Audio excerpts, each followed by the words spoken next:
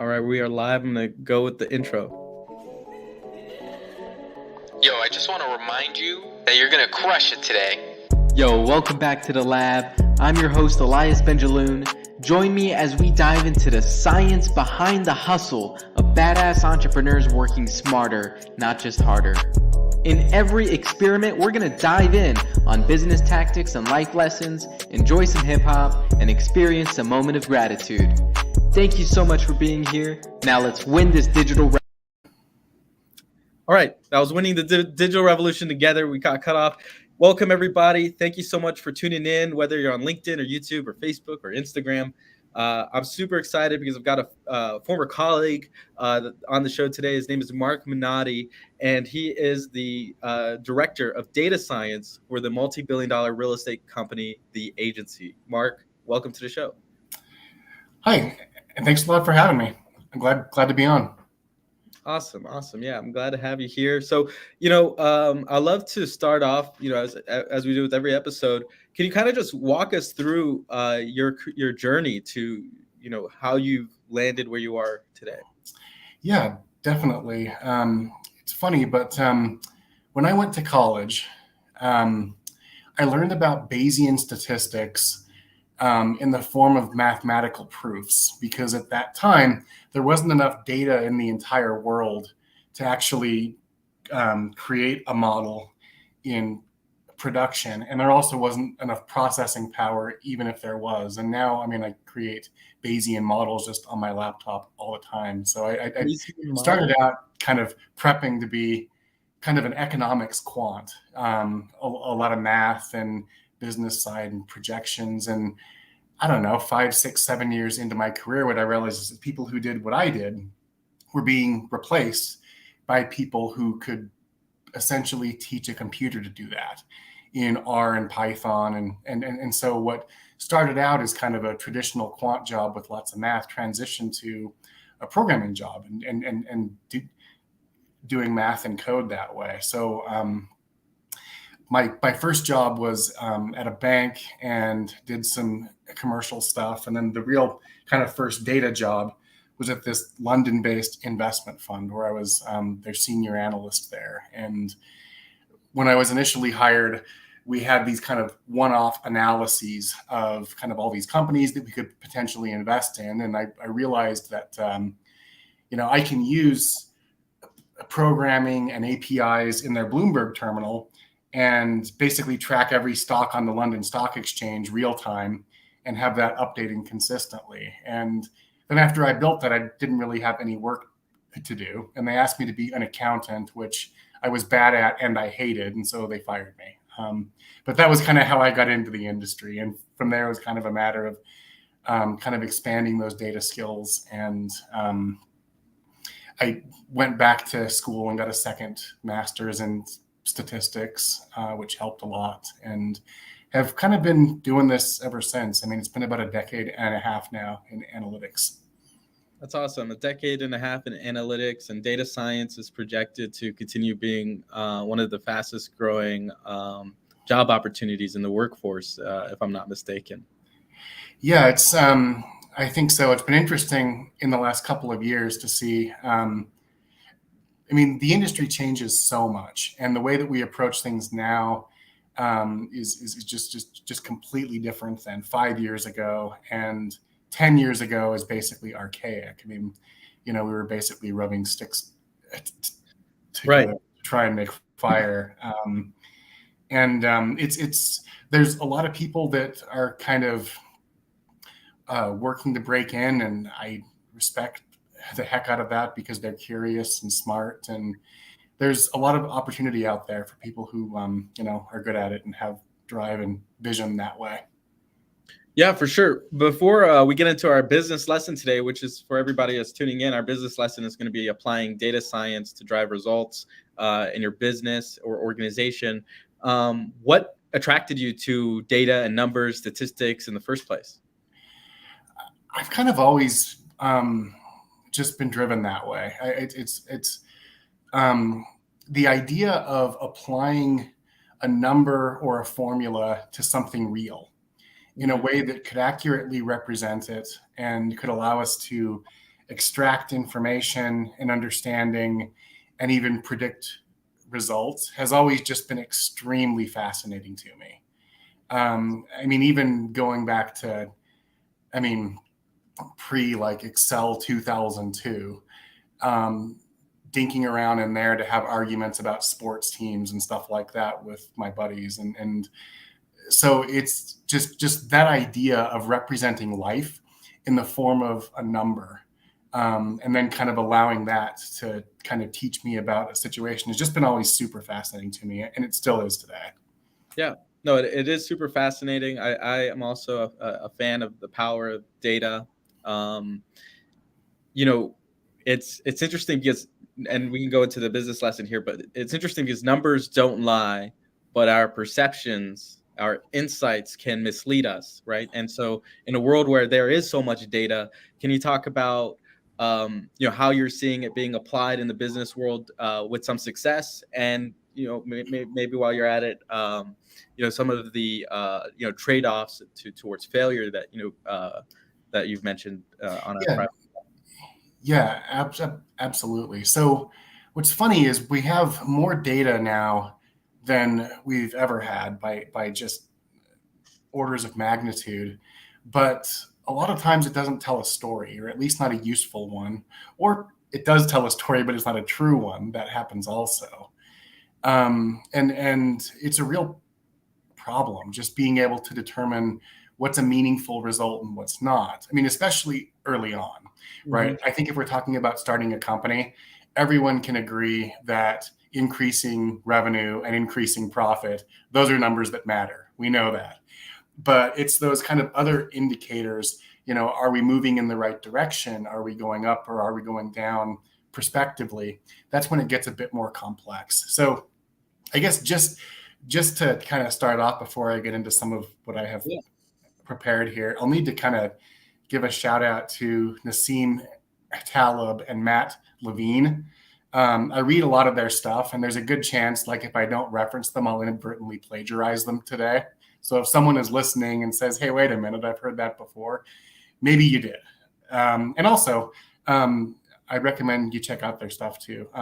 Nassim Taleb runs a hedge fund on Wall Street, and he specifically focuses on outlier events and how to generate profitability from those. And Matt Levine is a writer for Bloomberg, and he was a former M&A lawyer. And so if you ever want just a technical understanding of something that's happening on Wall Street, he's like my favorite guy. So anyway, I just wanted to toss that out there because a lot of these ideas are things that they've talked about too. And I'll share my own kind of insights there, but just credit where it's due. So there's a famous Peter Drucker quote. And when I was in business school, I heard the first part. It's always the first part that people share, but the whole sentence is really meaningful. And it kind of, in my view, it demonstrates the difference between kind of having data for a purpose versus just having it. And the part that always gets told is what gets measured gets managed. And it's this idea that if we can measure a thing, we'll optimize it, right? Mm-hmm. The part that people leave out is like the rest of the sentence. And he goes, what gets measured gets managed, even when it's pointless to measure it and manage it, and even if it harms the purpose of the organization to do so. And that kind of feeds into another kind of common saying in my industry, which is Goodhart's law. And it's when a measure becomes a target, it ceases to be a good measure. And it's this idea that we can gain information and understanding from different types of metrics, but not everything necessarily works as a goal.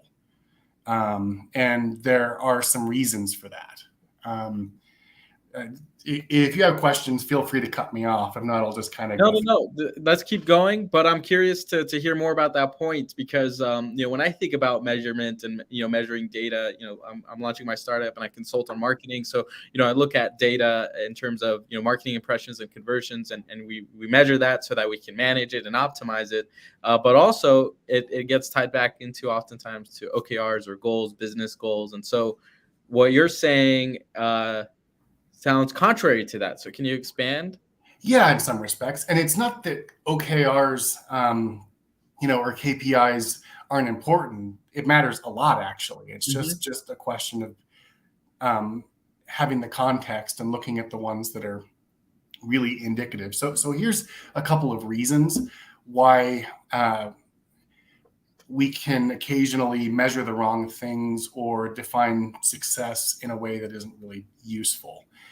There's kind of a few different parts of that, and there's a rabbit hole here that I'll avoid going down as much as possible. But there are certain instances, especially if you're talking about things like measuring the stock market or investments in general, where randomness plus survivorship bias looks like insight or a recipe for repeatable success.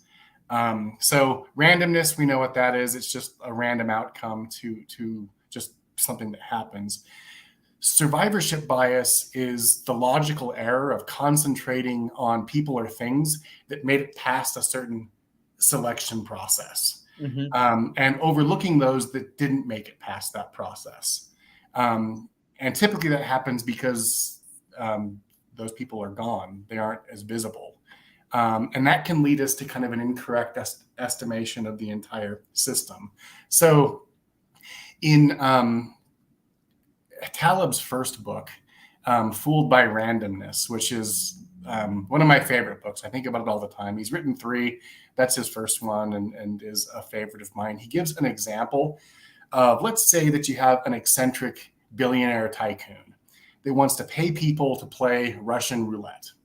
And anyone who wins gets $1 million. And anyone who doesn't is gone forever.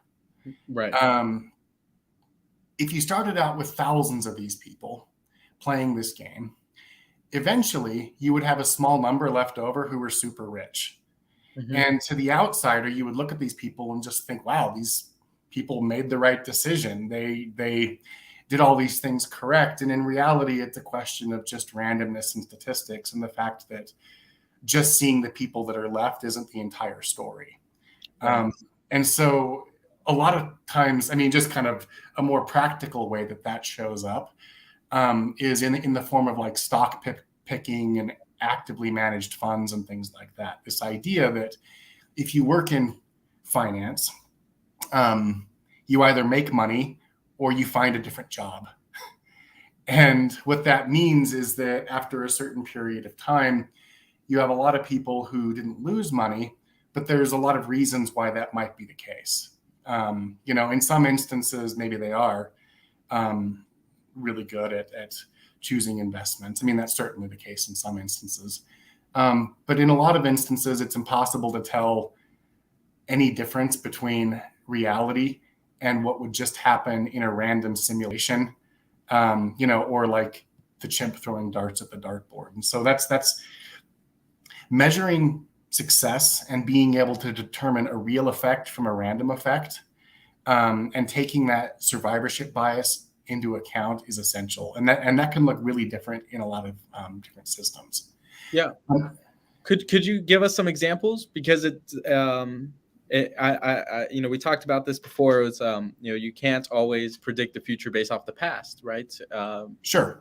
From just numbers alone because of randomness or whatever else might happen. But can you translate this to, let's make up a business right now and kind of translate, how that might correlate to some business? Yeah, definitely. So, in the instance of, we talked about kind of the investors and things like that, and that's one. Another one, and it's funny, but this is an instance where I survived in my career due to a random outcome. Okay. And I realized that's the case, but no one else did, even though I was very open about it being like a random thing that made my projection look a lot better than, really what it would have on average. And it was a company that I was working for, and they were offering a very specific kind of promotion. And there was this expectation that it was going to generate a couple different kinds of behavior. There was going to be the cost of kind of the discount we were offering, but then the benefit of kind of all the extra sales on top of that. And we ended up having an $8 million like net positive effect. And I was able to estimate it like a month ahead of time to within $200,000.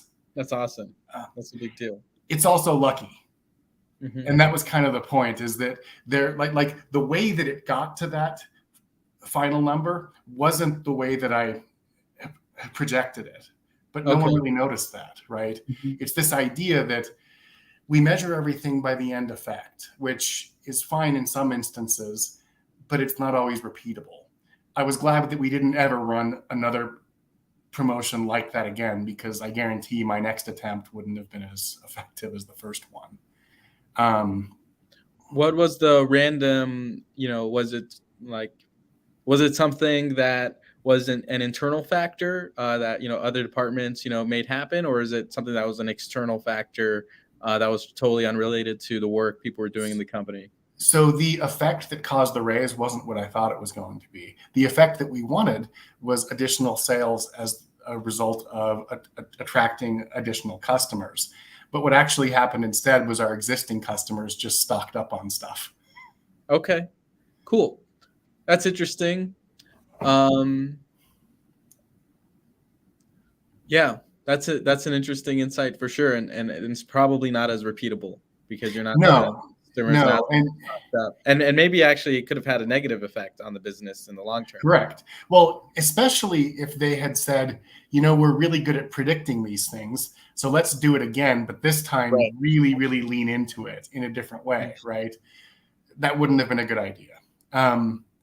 Another thing that businesses commonly do is this idea that the system that we are working in should work like another system that's pretty visible. And you and I talked a little bit about this in the pre-call, kind of the idea of iBuyers and kind of what was going on with Zillow and stuff like that. So at the root of it, there's, if you look on Yahoo Finance or in like, a Fidelity account or whatever else, if you look at a stock, something big like Amazon, you can see the bid price and you can see the ask price, right? So if I were going to be a market maker in a stock, and a market maker is just someone who basically will either buy or sell a price or sell a stock at a price that they set.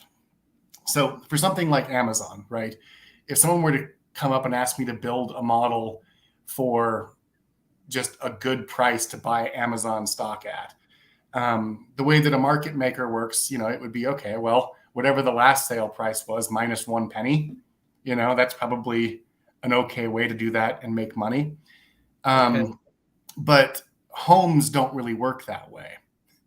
There are some aspects of kind of market making in stocks that are different than market making in homes. In homes. And so when we talk about kind of those iBuyer models and Zillow and things like that, the issue that they have is, well, a stock trades instantly, and it trades tons of times a second if it's a big company. Right. There's a question there because, so there's a lot more liquidity in stocks than there is in real estate for sure. But can we define market maker? Because there's like two definitions that are coming to mind. How are you thinking about market maker? Is it the person that gets the seller is setting the price? Is that what you mean? Or sure. So a market maker, if we're talking like in the stock market sense, is a company. I mean, like a Goldman Sachs. They do a lot of things, one of which is market making for certain types of assets. And what that means is that if you want to buy a bond from Goldman Sachs, maybe they'll sell it to you for $1,000. If you want to sell that same bond to Goldman Sachs, maybe they'll pay you $950 for it.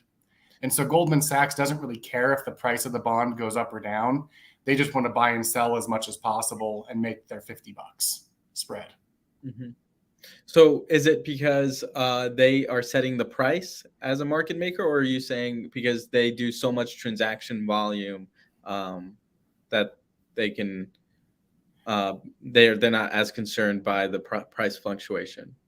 So they're not as concerned by the price fluctuation because they set their models based on whatever the stock last traded at. And so they'll move it up or down, right? So there's a innate thing here, which is that there's a belief that these stocks, whether it's Amazon or Goldman Sachs, will continue to just go up over the years. They'll continue to generate more value for their shareholders. Not necessarily. It's just more that, like, so what Goldman Sachs doesn't want to have happen is to buy a whole bunch of stock at $950 and not be able to sell it for $1,000. Right. That's a bad outcome for them. So what they want is to basically buy and sell roughly equal amounts, with that $50 spread.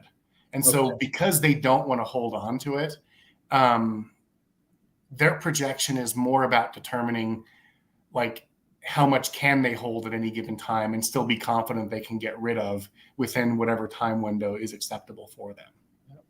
And this is different than Zillow and their iBuyer model, buying tons of homes. I mean, to a certain extent, it's the same, because Zillow wanted to buy a ton of homes and be in charge of the transactions and make a spread on every transaction. But where is it different where you think they went wrong? So their idea is the same, their goal is the same, but the market is super different. So there's a couple things with it. One, I can buy, say 100 shares of Amazon stock, and there isn't really any difference. Like, if I buy 100 shares all at once or one share 100 times, it doesn't matter to me as long as the price is the same.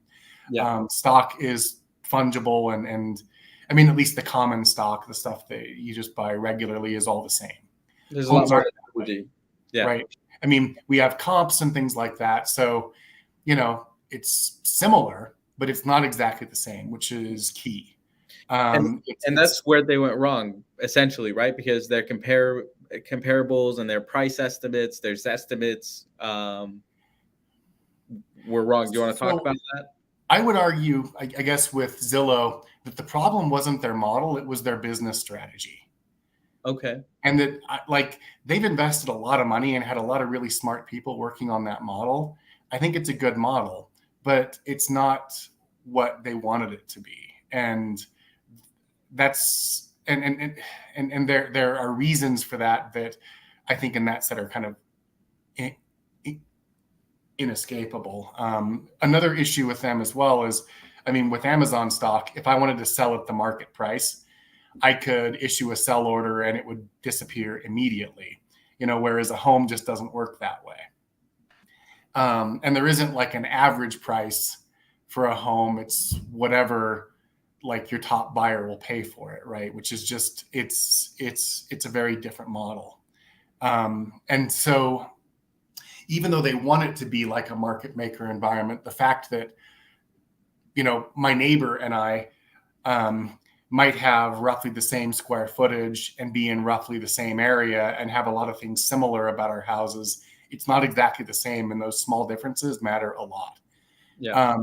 Now, what's funny is Opendoor, their stock went down after Zillow's issues, because people kind of thought, if Zillow's having these problems, what does that mean for Opendoor? And their response was interesting. It was twofold. The first part is, well, we think our model is better. I don't know if it is or not. I'm skeptical about that one. But their second point was that this is our business and our risk profile is different. And that's where I think it matters. The issue isn't necessarily getting the model better. Over time, of course, you want to, but there are issues with real estate. Like, for instance, when you and I worked at Homey, which was based in Utah. Utah is a non-report state, which means we never even see what a home is sold for unless they happen to sell with us, or, we purchase it from a title company or something like that, right? There are all these things that make it so that the data is just a little bit dirty, and the level of kind of specificity that you need to get to really make a model like that work. The way they set up their math, it's not really realistic, even if you do a ton of transactions like Zillow and they have a more robust data set than we did.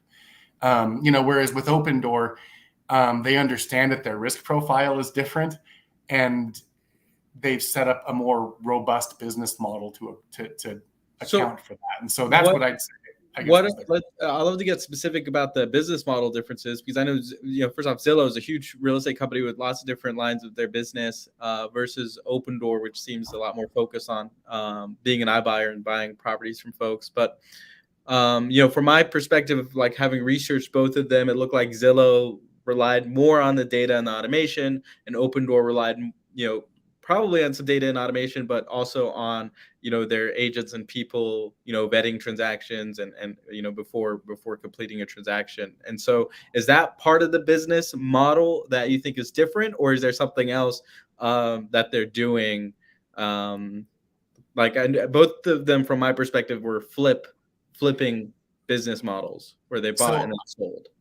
I think you pretty much hit the nail on the head there, that there are some things that aren't automatable at the level that they want, or that you want.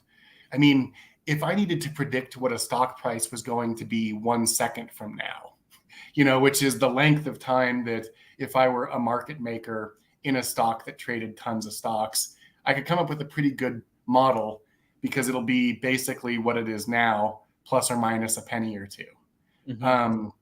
But a home doesn't work that way. Right. And you can't turn over inventory that quickly. And if you accumulate inventory that even under just kind of normal circumstances would take 2 to 3 months to kind of fully transfer, you're susceptible to just a completely different kind of risk. Their model doesn't have to just predict what home prices are now. It also has to predict what home prices are going to be 3 months from now. Yeah. And so when starts coming in, because the Fed could spike their interest rates, which they've just recently done, and that's going to slow the amount of home buyers going into the market, which is going to reduce the amount of price that you sell for. And you can't really predict when the Fed is going to do that. Yeah. And I mean, yeah. And there are a lot of things that really, there are outlier variables, things like a COVID, right? Right. That just has and continues to cause disruption in ways that, I went to China in Q4 of 2019. Oh my. And just the idea that the next several years were going to be what they are, that there was just no way to predict. You couldn't predict that. What'd you do in China? Was it personal, business? It was business. I worked for a company that sold stuff there, and I managed a team. So my analyst team at the time, some were here and some were in China to support the Chinese business and be in their time zone. That's super cool. But there's so much that we could talk about on data. Is there something super? But I also want to get to the rest of our episode today. Is there? I've got one more data question. It'll take us in a different direction. But before I do, is there anything burning that you want to share? With folks that are going to tune in. Yeah, I guess I just kind of summarize that randomness and survivorship bias are a real problem, and they can make a situation look like a success in a way when it's really not repeatable. And there are also some systems that you can't fully automate, and a robust business model is a reason for it. And homes are one too, because there are all kinds of if I could build a model that could estimate home prices 3 months from now to within 5%, that's a very good model, but it's not a good enough model to automate a business on. Yeah, absolutely. Do you have any advice for folks that are just getting started? And when I say just getting started, you can talk to people who are starting a business and thinking about how data affects their business, or you can talk to professionals that are, joining a company in the data team. And it sounds like we'll get into that piece some more. But any pieces of advice you'd share for folks that are really new to this? Yeah. So in regard to measuring the success of a business, the more broad your metric is, the more likely it is to actually be telling you a real story. Okay. And so that's that's kind of a classical statistics thing as well. Just when you're measuring the effect of things. And the converse of that also is that the thinner you slice things, the more likely you are to have parts that affect each other in ways that you're not measuring. And sometimes that'll throw you off. So kind of a couple things with that from a business standpoint. Yeah. As much as possible, look for broad effects. And if there is one, then it's real. And if there's not, be skeptical. Can you give me an example, or maybe I can spin an example for you and you tell me if I'm going the right direction? Yeah, sure. I mean, what are you thinking? Yeah, let's say sales, because you're looking at revenue for a lot of businesses. At the end of the day, they want to look at revenue. And so would an example be the more sales activity you have, the more revenue you could generate, and that could be broad, versus the number of follow-up emails you send, or just so that's a funny one, and that is nuanced in maybe a different way, right? Where maybe there's a positive value, with your first follow-up email, and a negative value with your 1,000th follow-up email. Right. Yeah. And I mean, I think that's a good example, and it's simple in the sense that, like, our follow-up email is good. Well, sure, but not too many. Yeah. And so I think that is kind of a nuanced thing. And there are other forms of that too. I mean, this idea that kind of every step in the business line. I mean, we talked about this a little bit on our call, where when people were going to kind of list a home themselves, originally they had to pay a fee up front to start their listing, and later on that fee got removed and pushed down to the end of the process. So the result was we had a lot more people starting, but the percent of those people that finished went down, right? Because the paywall was at the end versus at the beginning. Now, the business effect on that, I mean, there was a lot going on in housing at the time, but the business effect on that, really could be positive. I mean, if you get, 10 times the people at the top of your funnel, and the percent that finish is cut in half, well, shoot, your business has gone up 500%. That's definitely a success. But the way you bring people in at the top affected the measurement at the end. Yeah. No, for sure. Those weren't. No, sorry, go ahead. No, sorry, Mark. But it's just getting me excited on this point, because one of the things I've learned in my previous experiences working for other startups has been the relationship between marketing and sales and operations, and the frictions that often come across them, and why growth is so important. Like, looking at it from a perspective of a growth person, thinking about marketing, sales, and operations as a cohesive unit, because when you do something like that, where you make it so much easier for people to get from marketing qualified lead to sales qualified lead, you need to beef up your sales team too. You can't just do it without preparing folks, and you probably need more salespeople as well if you're going to have 10 times more leads going in. But again, positive impact, but organizational friction if that's not being managed. Yeah, and I mean, part of the discussion in the scenario that I mentioned as well is, well, this group downstream, are they doing a bad job now? Well, no, not necessarily. It's just they're measured on conversion rate. Yeah. And so their conversion rate was cut in half. And it's like, well, okay, but it's because the present isn't like the past in a key way. And the set of people that they're converting now is significantly different than the set of people they were asked to convert before. Would you be a proponent, and this will be the last data science question and we'll move on, but are you an advocate or an opponent of the only metric that matters? And that's for folks that are tuning in, honing in on a single metric as like the as the golden star metric for your business, and saying this is what we need to drive in order to ultimately drive revenue. Probably not. And I think in a lot of those, and I'm open to be proved wrong. So if I get an email with like a metric like that, that's I mean, just gold, that would be super cool. And I would learn something, and that would be awesome. But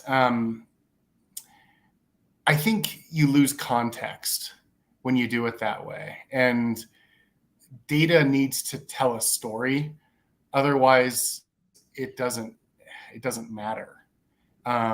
It needs to tell a story that we can act on, that we can kind of adjust behavior as needed. So, you know, I mean, if that only number that matters is profit, sure, but that's a lagging indicator. Yeah. And so, most of the time yeah. they're leading indicators, right? Like web traffic or app downloads or whatever is relevant to that specific business. Yeah, But it's not holistic enough. And that's it, right? And that kind of gets into that Goodhart's law. When a measure becomes a target, it ceases to be a good measure. Right, because there are ways system too. If you're being compensated, and it's because you optimize that metric in ways that might not be beneficial to the business or might not be consistent with the way that it was functioning before it became a target.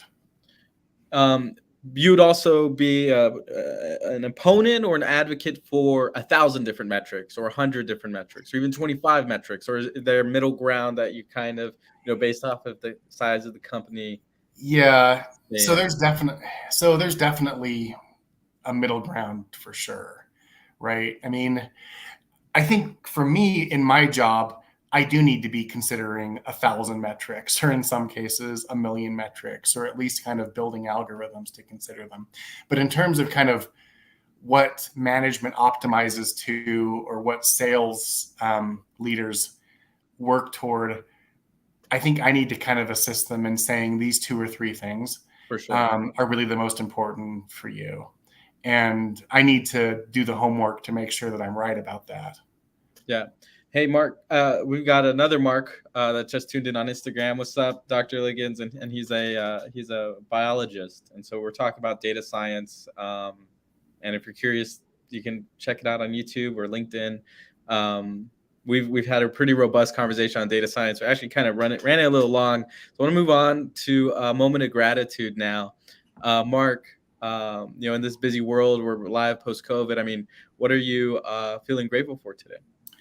I mean, it's definitely people, and just there's a whole host of things, but it's definitely the people that I've been able to have around me. I mean, just family, friends, teammates, and it's been fascinating actually. Like this, it's the work relationships have transitioned into kind of friendships in ways that I haven't really experienced before.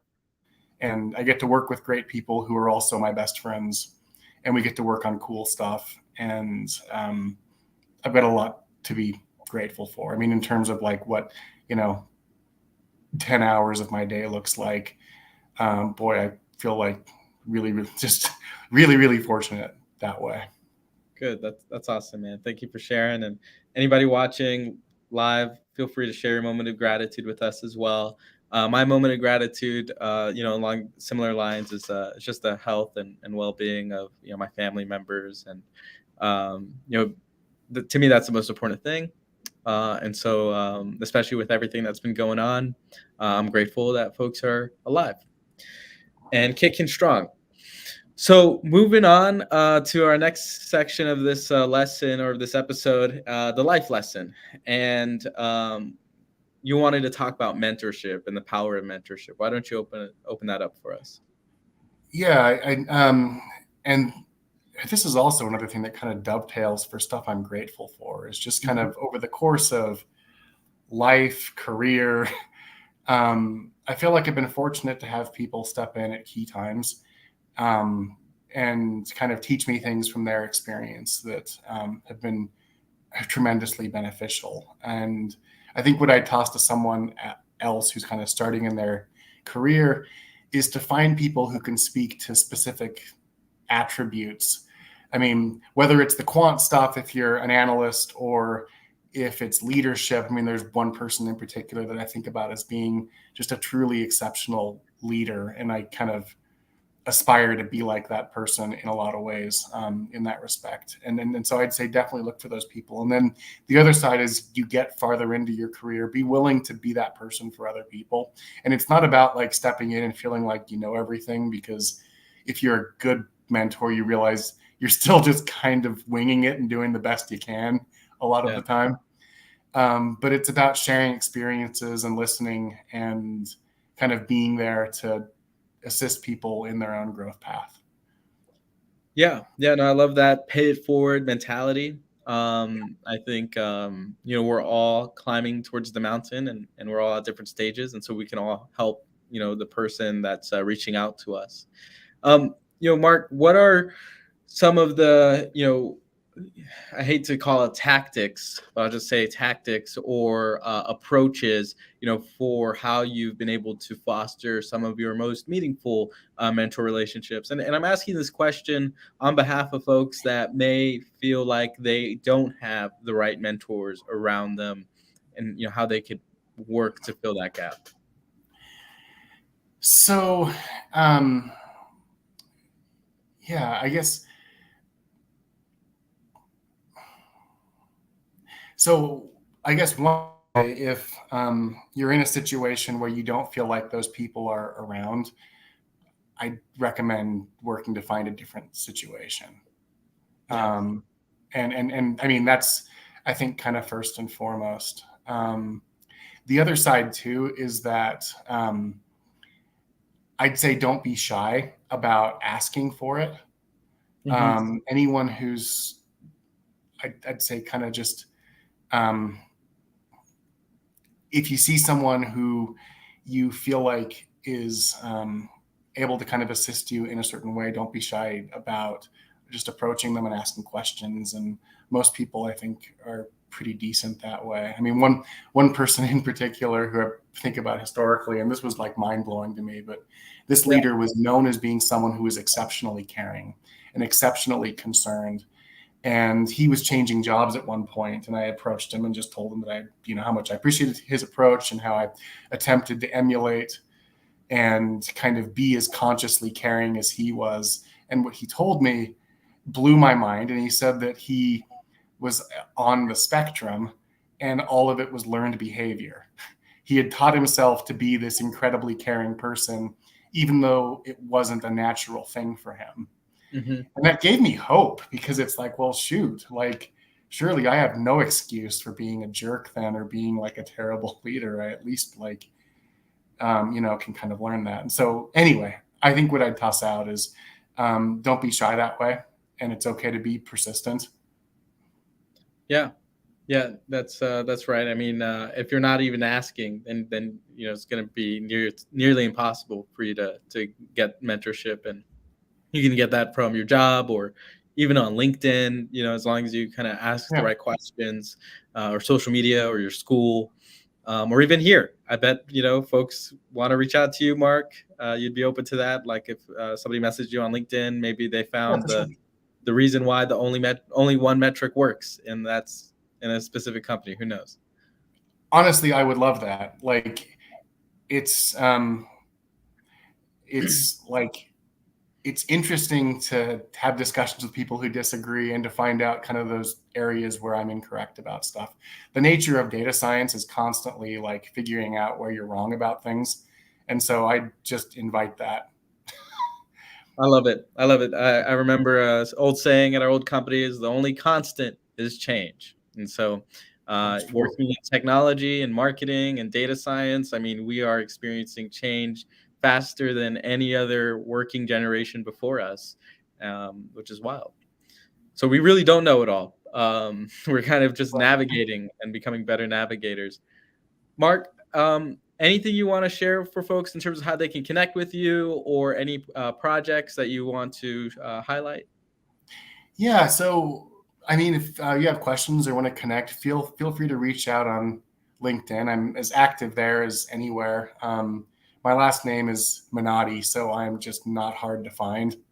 The only people that you'll find with my last name are like my dad and my uncle and things like that. And so feel free to reach out if you have questions about, data science, analytics, breaking into the industry, anything like that, I'm open to chatting that way. So that's probably going to be the easiest way.